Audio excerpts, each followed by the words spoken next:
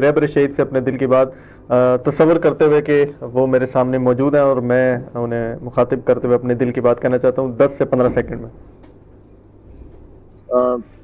چاہتے تو ہم خود تھے کہ بنفس نفیس رہبر معظم شہید کی خدمت میں حاضر ہو کے اپنے جذبات کا اظہار کریں،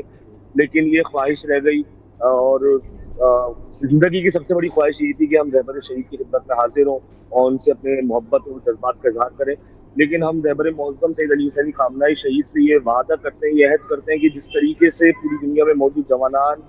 آپ کے ساتھ آپ کے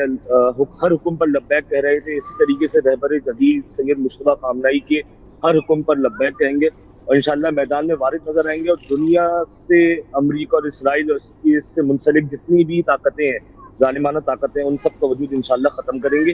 یہ ہمارا رہبر معظم سید مصطفیٰ خامنہئی سے عہد ہے انشاءاللہ. انشاءاللہ. نہایت ممنون مشکور ہوں اپنی جانب سے، اپنی میڈیا ٹیم کی جانب سے، اپنے مہمانان گرامی کی جانب سے کہ آپ نے اپنا نہایت قیمتی وقت ہمیں عنایت فرمایا اور ہماری اس لائیو ٹرانسمیشن کا حصہ بنے.